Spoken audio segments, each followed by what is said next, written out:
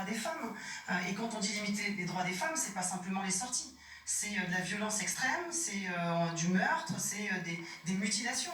Donc non seulement il faut favoriser l'accueil des femmes, des familles, en priorité, s'il y a un choix à faire, parce qu'on va parler de choix aujourd'hui pour nous en accueillant, mais c'est dramatique, c'est triste à dire. Appliquer notre législation.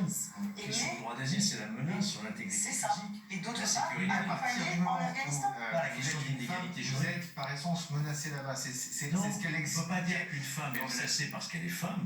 On peut dire qu'une femme afghane perd ses droits et que si jamais, effectivement, elle ne respectait pas la loi, là, elle serait menacée. Mais elles ont la possibilité, malheureusement, elles ont la possibilité de rester dans un statut d'infériorité et ne pas être menacées. Oui. Et ça,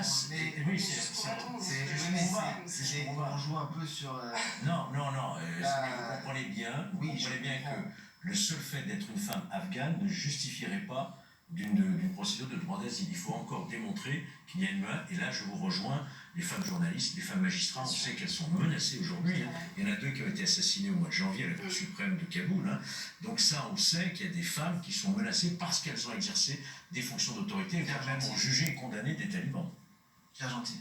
Moi, les personnes auxquelles je pense déjà avant tout, c'est tous les auxiliaires afghans de l'armée française qui, eux, risquent eux aussi directement leur vie pour avoir aidé l'armée française qui est quand même restée sur place et qui a perdu, rappelons-le, 90 de ses soldats.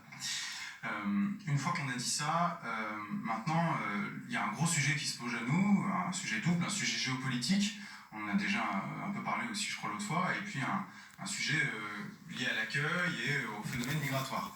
Moi, je voudrais quand même rappeler que, tout le monde ne le sait pas, les premiers demandeurs d'asile en France, ce sont déjà les Afghans. C'est 9400 personnes en 2018. Accessoirement, la France accueille, j'avais les chiffres là pour 2018, 46 700 attributions sur 122 000 demandes d'asile. Donc on a déjà un flux qui est considérable.